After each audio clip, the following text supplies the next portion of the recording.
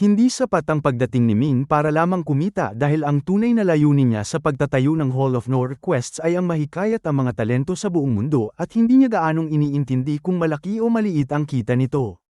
Ang organisasyong ito ang nagsisilbing tulay niya sa maraming maimpluwensyang tao at sa pamamagitan nito ay nakakakuha siya ng impormasyon at suporta na hindi kayang ibigay ng ordinaryong puwersa.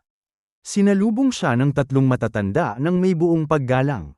Kahit marami siyang nakagalit na makapangyarihang tao sa mga nakaraang taon na natiling maayos ang takbo ng Hall of No Requests dahil napag-isa na nito ang napakaraming piling individual mula sa iba't ibang larangan kaya wala nang may gustong guluhin ito. Ang lakas ng isang organisasyon ay hindi lamang nasusukat sa pera o dami ng miyembro kundi sa kung gaano kalawak ang koneksyon nito at doon nakahihigit ang Hall of No Requests. Walang paligoy-ligoy na tinanong agad ni Ming ang tungkol kay Feng Shi. Nag-aalala na siya mula pa nang marinig niyang nasugatan ito at gusto niyang malaman ang totoong nangyari. Dahil walang sapat na impormasyon ng Hall of No Requests tungkol sa pagkasugat nito agad na nagbigay ng pabuya ang tatlong matatanda sa mga taong may malawak na koneksyon upang makakuha ng balita. Hindi sila nabigo at wala pang isang kapat ng oras ay may nagbalik na ng mensahe. Ikinagulat ni Ming ang laman nito, nasugatan si Feng Shi matapos humarap sa Asher Dragon Emperor at ngayon ay walang malay na ginagamot sa loob ng palasyo. Ang Emperor na ito ay dapat sana niyang kapatid at kakampi kaya lalong hindi maintindihan ni Ming kung bakit humantong sa ganito. Naguluhan si Ming at hindi niya maintindihan kung bakit haantong sa pagkakasugat ang pakikipagkita sa sarili nitong kapatid.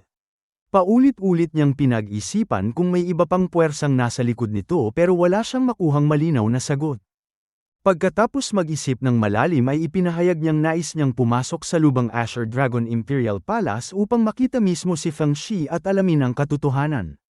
Kinilala ni Elder Zhao na hindi mahirap makapasok sa palasyo ngunit binalaan siya na sa sandaling makapasok siya ay wala ng paraan upang matiyak ang kanyang kaligtasan. Hindi ito naging hadlang kay Ming at sinabi niyang bilang isang tagapagmana ng Immortal Temple ay kahit ang Asher Dragon Emperor ay hindi siya madaling papatayin. May bigat na ang kanyang bagong pagkakakilanlan at alam niyang magdadalawang isip ang sinumang gustong manakit sa kanya. Nang makitang hindi ito mapipigilan ay agad na kumilos ang tatlong matatanda at walang hindi kayang gawin ng Hall of No Requests pagdating sa pag-aayos ng ganitong mga bagay. Nang gabi ring ito ay nagbalat kayo si Ming bilang isang assistant ng isang manggagamot at sa ganitong paraan ay hayagang nakapasok siya sa loob ng Asher Dragon Imperial Palace. Ang manggagamot na ito na tinatawag na Park ay isa sa mga opisyal na gumagamot kay Feng Shi kaya natural na may pahintulot itong pumasok sa pinakamahigpit na bahagi ng palasyo. Hindi na bago kay Ming ang makapasok sa palasyo at mahigpit siyang sumunod sa likod nito habang palihim na nagtatanong kung anong uri ng sugat ang natamo ng prinsesa. Sumagot ang manggagamot na si Park at ipinaliwanag na ang prinsesa ay tinamaan ng matinding atake sa kanyang divine form at napakalubha ng pinsala nito. Ang divine form ang siyang pinakabuod ng isang martial god o deity at kapag ito ay nasira ay maaaring tuluyang mawala ang kakayahan ng isang tao. Ipinahayag ni Park na kahit magising si Feng Shi ay malaki ang posibilidad na bumaba ng husto o tuluyang mawala ang kanyang pinaghirapang lakas. Nayanig ang puso ni Ming sa narinig at agad siyang nagtanong kung may posibilidad bang ganap itong gumaling. Ipinaliwanag ni Park na napakahirap nito maliban na lamang kung matagpuan ang Soul Gathering Pill, isang maalamat na gamot na hindi pa niya kailanman nakita sa buong buhay niya bilang manggagamot. Habang nag-uusap sila ay narating nila ang mismong palasyo kung saan nakahiga si Feng Shi. Mahigpit ang seguridad doon, 8 martial saint ang nakabantay sa labas at ang buong lugar ay napapalibutan ng mga makapangyarihang formation. Kahit isang deity ay hindi madaling makapasok nang walang opisyal na pahintulot. Ngunit dahil si Park ang nangangasiwa sa paggamot sa prinsesa, madali silang nakalusot at natural na kasama ang kanyang assistant. Sa gitna ng palasyo ay tahimik na nakahiga si Feng Shi sa isang espesyal na higang yari sa lilang kawayan. Hindi siya gumagalaw at tila mahimbing na natutulog ngunit ang kanyang kalagayan ay tila nasa pagitan ng buhay at kamatayan. Lumapit si Ming at sinuri siya gamit ang kanyang soul force ngunit wala siyang maramdamang anumang pag-vibrate ng divine thought mula rito. Agad na nagdilim ang kanyang mukha at nasabi niyang para na itong patay. Sumang-ayon si Park at idinagdag na kung hindi mahahanap ang Soul Gathering Pill sa lalong madaling panahon ay maaaring hindi na magising pa ang prinsesa. Lihim na nakipag-ugnayan si Ming sa kanyang merit ring upang tingnan kung mabibili niya ang naturang gamot. Gaya ng kanyang kinatatakutan, ang halaga ng isang soul gathering pill ay umaabot sa 300 bilyong merit points, isang napakalaking halaga na kahit pagsamahin pa ang lahat ng kanyang pera ay hindi sapat, ngunit wala siyang ibang pagpipilian kundi ang umutang. Bumaba ang isang banal na liwanag sa loob ng merit ring at lumitaw ang mismong gamot. Nadagdagan na naman ang kanyang pagkakautang, ngayon ay halos 200 bilyong merit points pa. Ang soul gathering pill ay maliit lamang, kasing laki ng isang kuko, ngunit kumikinang ito na parang kristal at naglalabas ng napakatinding life aura sa lahat ng direksyon. Nang makita ito ni Park ay muntik na itong mapatalon sa pagkabigla at napasigaw na ito na nga ang maalamat na gamot na hindi pa niya nakita kailanman. Hindi na nag-aksaya pa ng panahon si Ming, marahan niyang pinindot ang noo ni Feng Shi upang ibuka ang kanyang bibig, saka maingat na ipinasok ang pill. Pagkababa ng gamot sa kanyang katawan ay agad itong kumilos at naging isang mahiwagang enerhiya na pumilibot sa nagkahiwa-hiwalay na divine form ni Feng Shi at muling binuo ito. Kitang-kita ang pagbabago, ang banal na liwanag sa paligid niya ay lalong lumakas at ang kanyang mukha ay unti-unting nagkaroon ng kulay. Tuwang-tuwang pinanood ni Park ang pagbabago at ipinaliwanag niya na ang soul gathering pill ay hindi lamang kayang bumuhay ng isang taong nasa bingit ng kamatayan, kundi kaya rin itong linisin at palakasin ang divine form. Ibig sabihin, paggising ni Feng Shi ay hindi lamang siya gagaling, kundi mas gaganda pa ang kanyang talento at tataas ang kanyang kakayahan. Hindi na nagawang pagsisihan ni Ming ang malaking gastos at mabilis siyang nagtayo ng isang formation upang itago ang lumalakas na aura, saka nagtanong kung agad na bang gagaling ang prinsesa. Sumagot si Park na oo, dahil sa sandaling mabuo muli ang divine form ay agad na manunumbalik ang kanyang lakas bilang isang martial god. Sa mga sandaling ito ay kumislap ang mga simbolo sa katawan ni Feng Shi at biglang may isang napakalakas na banal na sinag ang bumaba mula sa kalangitan. Sinira nito ang mismong formation ng palasyo at hindi pinansin ang itinayong barrier ni Ming at tuwirang pumasok sa tuktok ng kanyang ulo. Sa isang iglap ay biglang tumindi ang kanyang kapangyarihan, mula sa Dharma Heaven Realm na deity ay sunod-sunod siyang umakyat sa mga antas ng Longevity Realm, una, ikalawa hanggang sa 5th Realm bago tuluyang tumigil. Gulat na tumingala si Ming at nagtanong kung sino ang nasa likod ng biglaang pag-angat na ito. Iminulat ni Feng Shi ang kanyang mga mata. May masalimuot na ekspresyon sa kanyang mukha nang tumingin siya sa langit at malamig niyang sinabi na hindi na niya kailangan ng tulong nito. Walang sumagot mula sa itaas at ibinaling niya ang kanyang tingin kay Ming kung saan bumalik na ito sa kanyang orihinal na anyo. Marahan siyang ngumiti at sinabing napakamahal ng kanyang ginastos dahil ang soul gathering pill ay isang kayamanang hindi nabibili ng pera. Tuwang-tuwang nagtanong si Ming kung ganap na ba siyang gumaling. Tumango si Feng Shi at ipinaliwanag na sapat na sana ang gamot upang ibalik ang kanyang lakas bilang martial god, ngunit may lihim na tumulong sa kanya, ang kanyang orihinal na katawan. Nagulat si Ming nang marinig ito at napagtantong isa lamang pala siyang incarnation. Inamin ni Feng Shi na totoo ito, ang kanyang orihinal na katawan ay hindi na nais makialam sa mga gulo ng mortal na mundo, samantalang siya bilang isang hiwalay na nilalang ay nais mabuhay ng malaya at maranasan ang lahat ng kasiyahan at sakit nito. Magkaiba sila ng landas, ngunit sa pagkakataong ito ay pinili nitong tulungan siya. Maingat na nagtanong si Ming kung gaano kalakas ang kanyang orihinal na katawan. Ikinumpas ni Feng Shi na ito ay sumapi na sa ibang sibilisasyon, may mataas na posisyon at isa ng malakas na nasa 7th Realm of Longevity. Ngunit hindi na niya ito gaanong pinansin, sinabi niyang kailangan na nilang umalis agad sa mapanganib na lugar na ito. Nagtatakang nagtanong si Ming kung bakit at kung may iba pa bang gustong manakit sa kanya. Ikinumpas ni Feng Shi ang kanyang manggas at sa isang iglap ay nasa labas na sila ng palasyo. Nang tumuntong si Ming sa lupa ay natagpuan niya ang sarili sa isang napakagandang liblib na lugar sa gitna ng kabundukan. May malinaw na lawa sa hindi kalayuan, isang talon ang dumadaloy sa mas malayo at ang buong paligid ay napapalibutan ng mga berdeng puno at matingkad na pulang bulaklak. Tila isang paraisong nakatago mula sa kaguluhan ng mundo. Doon ay sinabi ni Feng Shi na ligtas sila at hindi sila dapat matagpuan ng Divine Lord. Nagtaka si Ming at nagtanong kung ang tinutukoy ba nito ay ang Divine Lord ng Golden Guard at kung bakit sila nito hahanapin. Bumuntong hininga si Feng Shi at isiniwalat ang isang nakabibiglang katotohanan. Ang 5 emperors ng mga imperial dynasties ay hindi na malaya, sila ay sinakop at kontrolado na ng Divine Lord at ang 5 pinuno ngayon ay pawang mga incarnation na niya lamang. Agad na naunawaan ni Ming ang buong lawak ng ambisyon ng Divine Lord at nangilabot ang kanyang katawan. Hindi lamang ito basta pananakop, nais nitong buhayin muli ang Five Elements Divine Dynasty, isang imperyong mas malawak at mas malakas kaysa sa anumang umiiral ngayon. Tumango si Feng Shi at nagpatuloy sa pagkukwento. Pagkabalik niya mula sa Lingzhou ay binisita niya ang kanyang kapatid na si Asher Dragon Emperor. Ngunit sa unang sandali pa lamang ay alam na niyang hindi ito ang tunay niyang kapatid kundi isang huwad. Hinarap niya ito at tinanong, at dahil labis ang kayabangan ng Divine Lord ay hindi na ito nag-abalang magsinungaling. Tuwira nitong inamin ang katotohanan at saka siya sinugatan sa isang iglap. Nagulat si Ming at nagtanong kung ang Divine Lord ay nasa 6th realm of longevity na dahil paano nito nagawang sugatan ng ganito kabilis si Feng Shi na nasa 5th realm. Ipinaliwanag ni Feng Shi na ang sariling lakas nito ay hindi sapat upang talunin siya, ngunit nagamit nito ang kapangyarihan ng Divine Embryo, isang nilalang na hindi pa man isinisilang ay may taglay ng lakas na hindi kayang pantayan ng karaniwang deity. Isang atake lamang ang muntik nang pumatay sa kanya at muntik nang mawasak ang kanyang divine form.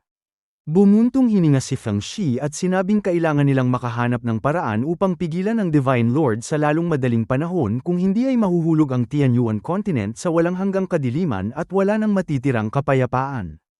Mabilis ang naging tibok ng puso ni Ming at kasabay nito ay malinaw niyang naunawaan ang bigat ng sitwasyon.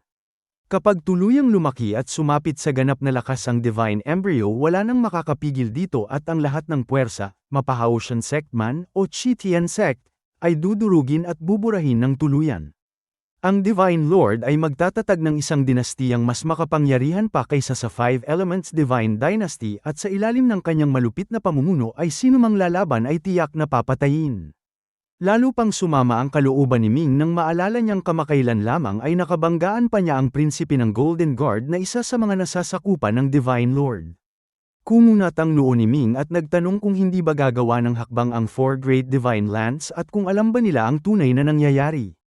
Umiling si Feng Shi at sinabing malamang ay wala silang kaalam-alam.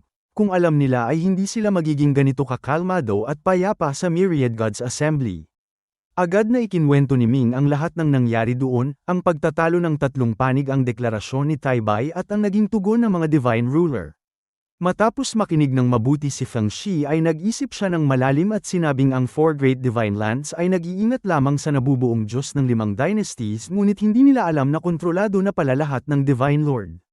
Ang tunay nitong plano ay lumikha ng isang pinakamakapangyarihang Diyos, isang nilalang na susunod na aagaw sa Heavenly Will at magpapalaya sa Four Great Divine Lands mula sa Tianyuan continent. Agad na sinabi ni Ming na ipapaalam niya ito sa Immortal Temple sa pag-asang mapipigilan pa ang plano.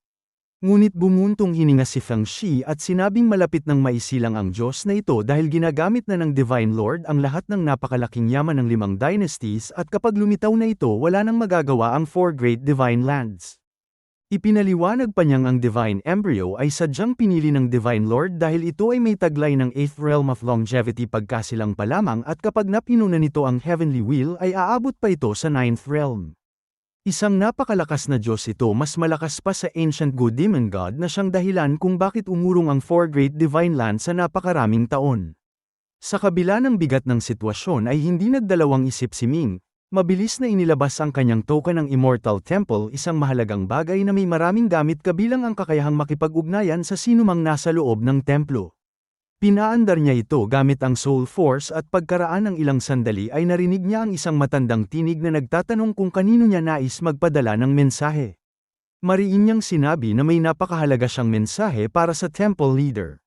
Natahimik sandali ang nasa kabilang linya, tila nag-aalangang maniwala, at nagtanong kung bakit kailangan pang gambalain ng isang bagong disciple ang temple leader. Ngunit sinabi ni Ming na ito ay tungkol sa kaligtasan ng buong Immortal Temple, at sa bigat ng kanyang tinig ay hindi na nagdalawang isip pa ang elder na namamahala sa komunikasyon. Makalipas ang isang hininga ay isang malayong tinig na may malaking awtoridad ang nagsalita at nagtanong kung ano ang nais ni Ming. Agad nitong ipinaliwanag ang lahat, ang pagkontrol ng Divine Lord sa 5 emperors, ang Divine Embryo na malapit ng isilang, at ang planong pag-agaw sa Heavenly Will at pagpapalaya sa Divine Lands. Natahimik ang kabilang linya, at pagkaraan ng ilang sandali ay isang sinag ng liwanag ang bumaba mula sa langit, at mula rito ay nagkaroon ng anyo ang isang individual na may malabong mukha ngunit may napakamaringal na tindig. Tinanong nito kung tiyak bang totoo ang lahat ng sinabi ni Ming. Mahinahong sumagot si Feng Shi at pinatunayan ang bawat salita. Tumango ang indibidwal at inamin na malaki ang nagawa ni Ming at sa takdang araw ay parehong gagantimpalaan siya ng Immortal Temple at ng Four Great Divine Lands. Pagkasabi nito ay naglaho ito upang agarang asikasuhin ang seryosong banta. Nakahinga ng maluwag si Ming, alam niyang wala pa siyang sapat na lakas upang makisali sa ganitong uri ng labanan kaya ang tanging magagawa niya sa ngayon ay maghintay sa magiging resulta ng mga pangyayari. Nagtanong si Feng Shi kung ano ang kanyang susunod na hakbang. Hindi na ito itinago ni Ming at sinabing nais niyang gawing pinakamalaki at pinakamaimpluwensyang sektang Hao Tian sect sa buong Tianyuan continent. Bahagyang kuminang ang mga mata ni Feng Shi at sinabi niyang kung tunay na lalakas ang Hao Tian sect ay maaari itong maging sapat na puwersa upang kontrahin ang Divine Lord. Umiling si Ming at sinabing hindi pa niya kayang isipin ito. Ang tanging inaasam niya ay samantalahin ang nalalapit na labanan sa pagitan ng Divine Lands at Divine Lord upang mabilis na mapalago ang kanyang sariling puwersa. Sinuri ni Feng Shi ang kalagayan at sinabing magagamit nila ang takot ng publiko sa Ancient Good Demon God upang makuha ang suporta ng mga tao. Sumang-ayon si Ming at sinabing ito mismo ang kanyang ginagawa ngunit ang Hao Tian sect ay kasalukuyang pinipigilan at sinasakal ng Divine Lands at ng Imperial Dynasties kaya napakahirap nitong palaguin ng mabilis. Ipinaliwanag ni Feng Shi na ang dahilan kung bakit naging matatag ang Tianyuan continent sa mahabang panahon ay dahil sa maselang balanse ng iba't ibang malalaking puwersa. Ang Imperial Dynasties, Holy Lands, Divine Lands, mga dakilang sect at napakaraming maliliit na grupo. Ngunit ang paglitaw ng Divine Embryo ang sumira sa balanseng ito. Lubos na sumang-ayon si Ming, alam niyang kapag nawala ang balanse ay hindi na magiging mapayapa ang kontinente. Sinabi ni Feng Shi na ang susi sa lahat ay ang Divine Embryo, kapag nawasak ito ay mawawala ng pangunahing lakas ang Divine Lord. Ngunit napangiti ng may pait si Ming, paano nga ba nila wawasakin ang isang nilalang na nasa 8th realm of longevity? Ibinunyag ni Feng Shi na may 2 tao na may sapat na lakas upang gawin ito. Ang una ay si Yuan Xiantian ang nangunguna sa Tianyuan rank, isang pambihirang malakas na nasa 7th realm of longevity na iginagalang maging ng 4 Great Divine Lands. Ang pangalawa ay si Shui Lingyu ang nangunguna naman sa Tianyuan 9 monsters na nasa kaparehong antas ng lakas. Ang dalawang ito noong unang panahon ay naging mag-asawa at nagkaroon ng isang anak na nagngangalang Shui Huang ngunit kinalaunan ay naghiwalay at hindi na muling nagkita. Sinabi ni Feng Shi na may kakilala siyang maaaring magpakilala sa kanila, ang mismong anak ng dalawa na lubos nilang minamahal. Nagulantang si Ming nang marinig ang pangalan at agad na napagtantong kilala niya si Shui Huang kahit na noon ay hindi niya alam ang tunay na katauhan nito. Nagulat si Feng Shi at ipinaliwanag na si Shui Huang ay kilala sa kanyang napakataray na ugali at hindi kailanman nakipagkaibigan sa sinumang lalaki kahit sa mga prinsipe pa ng Imperial Dynasties. Nang mapansin niyang parang may higit pa sa pagkakaibigan ang tono ni Ming ay tinanong niya ito ng pabiro at humantong sa isang maikling palitan kung saan ipinaalala ni Feng Shi na si Ming ay magiging kanya lamang kapag ito ay naging isang ganap na martial god. Hindi na sumagot si Ming at sa kanyang sarili ay hindi niya lubos na maintindihan kung bakit hindi niya magawang ituwid ang usapan. Mukhang nasisiyahan si Feng Shi sa naging reaksyon ni Ming ngunit hindi na niya pinahaba pa ang usapang ito. Sa halip ay sinabi niyang kakaunti na ang oras nila at kailangan na nilang hanapin si Shui Huang. Nagtanong si Ming kung sa anong dahilan nila ito lalapitan at kung talaga bang papayag itong tumulong. Ipinahayag ni Feng Shi na kung siya ang hihingi ng tulong ay malamang na hindi ito pumayag ngunit kung si Ming ang lalapit ay tiyak na oo ang isasagot nito. Napangiti ng may bahid ng pait si Ming at nagtanong kung ganito na ba talaga kalaki ang kanyang impluwensya. Mahinahong sinabi ni Feng Shi na ayon sa kanyang pakiramdam bilang babae ay may pagkakagusto kay Ming ang dalagang si Shui Huang at bihira ang babaeng tumanggi sa kahilingan ng lalaking nasa kanyang puso. Hindi makapaniwala si Ming sa narinig at naisip na paano siya magiging laman ng puso nito gayong hindi naman niya ito naramdaman. Ipinahayag ni Feng Shi na si Shui Huang ay malamang na nasa True Dragon Holy Land pa rin kaya maaari silang pumunta roon upang hanapin ito. Nagtaka si Ming at nagtanong kung ano ang ginagawa nito doon. Sa totoo lang ay isa rin siyang disciple ng True Dragon Holy Land bagamat hindi siya tunay na nagsanay roon ng matagal. Ipinaliwanag ni Feng Shi na may natagpuan ang True Dragon Holy Land 2 taon na ang nakararaan, isang itlog ng tunay na dragon na matagumpay nilang napisa at naging isang maliit na dragon. Ang dragon ay kasinlaki lamang ng braso, napakaamo at lubhang kaibig-ibig, at dahil dito ay naakit si Shui Huang na manatili roon. Habang nagsasalita si Feng Shi ay ikinumpas nito ang kanyang manggas at sa isang iglap ay nagbago ang kanilang paligid. Umikot ang mga bituin at lumipat ang espasyo at hindi nagtagal ay nasa harap na sila ng gate ng True Dragon Holy Land. Hindi ito ang unang pagkakataon ni Ming sa lugar na ito, sa katunayan may isa pa siyang huwad na katauhan, si Long Xiaobai, na may kaugnayan din sa True Dragon Holy Land kaya pamilyar na siya rito. Hindi siya nakilala ng mga disciples na nagbabantay sa gate at tinanong kung sino siya. Hinalughog ni Ming ang kanyang storage ring at nakita ang isang token na nagsisilbing patunay ng kanyang pagiging miyembro ng lugar. Ang token na ito ay ibinigay sa kanya noon mismo ng Holy Lord na si Cheng Wuya at may mataas itong antas, ngunit hindi pa ito nagamit ni Ming kaya hindi niya batid ang tunay na halaga nito. Nang makita ng mga disciples ang token ay agad silang yumuko at magalang na bumati at tinawag siyang Upper Elder. Nagulat si Feng Shi at kakaibang napatingin kay Ming saka sinabing isa pala siyang Upper Elder ng True Dragon Holy Land, isang posisyong may tunay na kapangyarihan na pangalawa lamang sa Holy Lord at sa Grand Elders. Nagulat din si Ming dahil hindi niya inaasahang may ganito siyang kataas na posisyon. Tumango lamang siya at tinanong ang mga bantay kung alam nila kung nasaan si Shui Huang. Magalang na sumagot ang mga disciples na nasa Spiritual Dragon Garden pa rin ito. Tumango si Ming at kasama si Feng Shi ay nagtungo sa nabanggit na lugar. Pagkaalis nila ay nag-usap ang dalawang bantay, nagtataka kung sino ang bagong mukhang ito na biglang lumitaw bilang isang Upper Elder. Hinala nila ay isa lamang ito sa maraming nagtatangkang makuha ang atensyon ni Shui Huang at sinabing ang mga Holy Son ay nag-aaway-away na para lamang mapalapit dito. Tila inaasahan nilang may magaganap na namang gulo at baka umabot pa ito sa mismong Holy Lord. Habang nagtatanong ng direksyon ay mabilis na narating ni Ming ang Spiritual Dragon Garden. Ang hardin na ito ay sadyang itinayo para sa maliit na dragon at napakalawak nito na puno ng natural na tanawin at halos walang gusaling gawa ng tao. Sa gitna nito ay isang hindi gaanong mataas ngunit napakagandang bundok na puno ng mga pambihirang bulaklak, sinaunang puno at maraming hayop na sadyang pinakawalan doon upang malayang mamuhay. Paglapit niya sa hardin ay agad niyang nakita ang isang maliit na dragon na masayang lumilipad sa paligid ng bundok. Ang dragon ay kulay berde, mahigit isang tao ang haba at sinlaki ng braso at kitang-kita sa galaw nito ang labis na kasiyahan. Mula sa bundok ay may maririnig na usapan ng isang grupo ng mga tao. Handa na sana si Ming na lumapit ngunit biglang may naramdaman ang maliit na dragon at bigla itong pumihit at tuwirang tumingin sa kanya. Nagulat si Ming at naisip na baka natuklasan na siya nito. Sa isang iglap ay isang sinag ang kumislap at ang dragon ay nasa tabi na ni Ming. Kitang-kita niya ang bawat kaliskis nito, ang mga sungay na parang sa reindeer, ulong parang sa camel, tiyan na parang kabibi, kaliskis na parang isda, kuko na parang agila at taingang parang sa baka. Isang tunay na kahangahangang nilalang. Una ay tinitigan lamang nito si Ming nang may pagkamausisa sa kainamoy at nagpakita ng kakaibang ekspresyon. Nakangiting kumuha si Ming ng isang dragon soul grass at inilapit dito. Ang halamang ito ay may pakinabang pa rin kahit sa kanyang antas kaya tiyak niyang magugustuhan ito ng maliit na dragon. Tama nga siya dahil nagliwanag ang mga mata ng dragon at agad nitong nilamon ang damo saka masayang lumangoy sa paligid niya. Ipinaliwanag ni Bame Ing na malamang ay naramdaman ng dragon ang tunay na dragon aura ng kanyang master kaya itinuring siya nitong kapwa at agad na naging palagay ang loob sa kanya.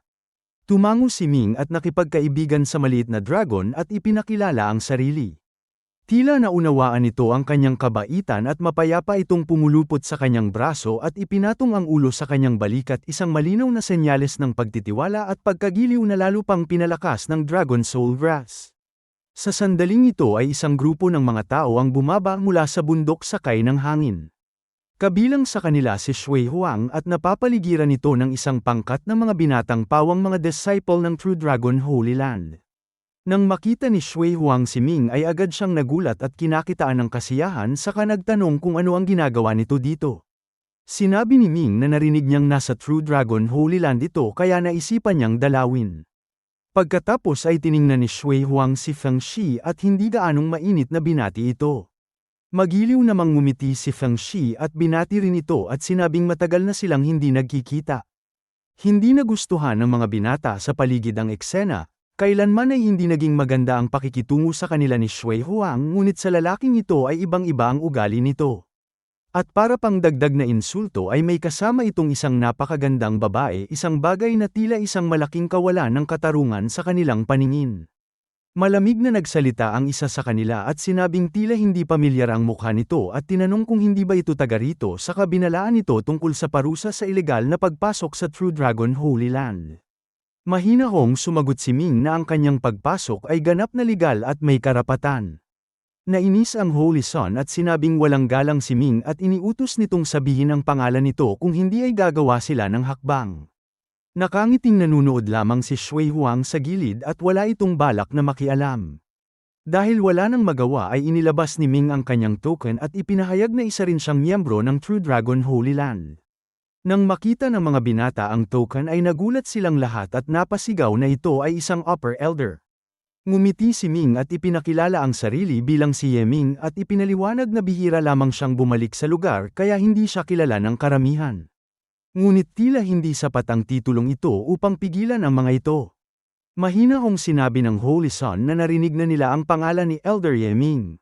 Magalang na tumugon si Ming at ipinakilala ng Holy Son ang sarili bilang si Shu Wen, isang Holy Son ng True Dragon Holy Land, at ang mga kasama nito ay pawang mga kapwa Holy Son at binati sila ni Ming ng may paggalang. Nang makitang hindi humantong sa away ang sitwasyon ay nawala ng interes si Shui Huang. Malamig nitong sinabi sa mga Holy Son na umalis na sila dahil nais niyang makipag-usap kay Ming, isang pahayag na hayagang itinaboy ang mga ito at patagoring ipinahiwatig na maging si Feng Shi ay hindi welcome. Naunawaan ito ni Ming at walang nagawa kundi ang sumulyap kay Feng Shi, ngunit hindi man lamang nagalit ito at nagkunwaring walang narinig. Ang mga Holy Son naman ay labis na napahiya sa harap ni Ming at hindi malaman kung aalis o mananatili. Pilit na sinabi ni Shu Wen na mas makabubuting samahan na lamang nila si Shui Huang sa paglilibot sa Spiritual Dragon Garden. Malamig na inulit ni Shui Huang ang kanyang utos na umalis na sila. Naningas ang mukha ni Shu Wen sa galit at kahihiyan at tila handa na sanang umalis, ngunit bigla itong tumigil at hinarap si Ming. Nagtanong ito kung alam ba ni Elder Ming ang isang patakaran ng True Dragon Holy Land. Nag-usisa si Ming kung anong patakaran ito. Ipinaliwanag ni Shu Wen na sinumang disciple ay may karapatang haminin ang kahit sinong elder at kapag nagtagumpay ay mawawala ng posisyon ng elder at ang disciple naman ang papalit dito kasama ang kaukulang sahod. Malamig itong tiningnan ni Ming at matapos ang ilang sandaling katahimikan ay nagtanong kung hinahamon ba siya nito upang agawin ang kanyang pwesto. Tuwirang umamin si Shu Wen at sinabing ito nga ang nais nito. Ngunit inamin nitong mas mababa ang antas ni Ming na isang martial dominator lamang samantalang siya ay isang martial saint, kaya hindi magiging patas kung gagamitin nito ang kanyang divine ability at banal na lakas. Sa halip ay gagamitin lamang nito ang purong martial arts upang talunin si Ming. Ngumiti si Ming at tinanggap ang hamon saka magalang na humingi ng gabay. Nagtanong si Shui Huang kung sigurado ba siya dahil si Shu Wen ay kabilang sa 3 pinakamalakas na Holy Son. Sumagot si Ming na mayroon ngang problema at ito ay ang ayaw niyang makipaglaban dito. Nagtawanan ang mga Holy Son ng may panunuya at sinabi ni Shu Wen na kung tatanggihan ni Elder Ming ang hamon ay magiging katawa-tawa ito sa buong True Dragon Holy Land. Alam ni Ming na ang mga ito ay puno ng galit sa kanya dahil sa natatanging atensyon na ibinibigay sa kanya ni Shui Huang, ngunit wala siyang balak na manatili ng matagal sa lugar na ito at wala siyang pakialam sa sinasabi ng iba. Mahinahon niyang ipinaliwanag na bilang isang upper elder ay hindi magiging marangal na patulan ang isang hamon at dagdag pa rito ay pareho silang miyembro ng True Dragon Holy Land, kaya kung masaktan man niya ito ay mahihirapan siyang magpaliwanag sa Holy Lord. Halos sumabog sa galit si Shu Wen sa narinig at pasigaw na nagtanong kung sinasabi ba nitong natatakot itong masaktan siya. Kalmadong sumagot si Ming na ito nga ang ibig niyang sabihin at idinagdag na may isa pa siyang pagkakakilanlan bilang isang tagapagmana ng Immortal Temple, kaya kung magkasakitan man sila ay magiging kaiyahiya ito para sa parehong panig. Nang marinig ito ay nagulantang ang lahat at hindi makapaniwalang napasigaw na isa pala siyang tagapagmana ng Immortal Temple. Ang Immortal Temple ay kilala sa pagkakaroon ng kakaunting tagapagmana, ngunit ang bawat isa sa kanila ay may pambihirang lakas. Kung totoo ito ay hindi pala nagyayabang si Ming, nagsasabi lamang ito ng katotohanan. Sa gitna ng katahimikan ay biglang may narinig na malamig na sumigaw mula sa likuran at isang tinig ang nagsabing nais nitong subukan ang tinatawag na tagapagmana ng Immortal Temple. Lumingon ang lahat at nakita ang isang binata na papalapit. Ang binatang ito ay may matangkad na pangangatawan, mga matang singtales ng patalim at may bahagyang pagkakaangat ng gilid ng labi na may bakas ng paghamak habang tuwirang nakatitig kay Ming. Paglitaw nito ay agad na umatras ang lahat ng Holy Sun ng 3 hakbang, isang malinaw na senyales ng matinding takot. Maging si Shui Huang ay bahagyang kumunat ang noo at nagtanong sa bagong dating na si Du Bing kung ano ang ginagawa nito dito. Nakangising sumagot si Du Bing at sinabing napansin niyang hindi man lamang siya tinitingnan ni Shui Huang sa kabila ng lahat, ngunit ang bagong dating na ito ay agad nitong pinapaboran. Nais lamang daw niyang makita kung may 3 ulo at 6 na braso ito, ngunit sa kanyang nakikita ay ordinaryo lamang ito at walang anumang espesyal. Seryosong tiningnan ni Shui Huang si Du Bing at nagtanong kung nais ba nitong makipaglaban kay Ming. Hindi na napigilan ni Ming ang kanyang inis at naisip kung anong uri ng tao ito at kung bakit parang nais nitong mag-away sila. Nanggagalaiti na sinabi ni Ming na kung away ang nais nito ay pagbibigyan niya ito, ngunit may babala siyang kung hindi niya makontrol ang kanyang lakas at mapatay niya ito ay wala siyang pananagutan at ang lahat ng naririto ay magsisilbing saksi. Nagdilim ang mukha ni Du Bing at sinabing masyado itong mayabang at ipinagmalaki nitong siya ang pinakamalakas sa mga Holy Sun na may holy body, kaya hindi niya matanggap na maliitin siya ng ganito. Seryosong tumango si Ming at mariing sinabing talagang minamaliit niya ito at kung hindi ito sang-ayon ay hamanin siya nito at subukang saktan siya.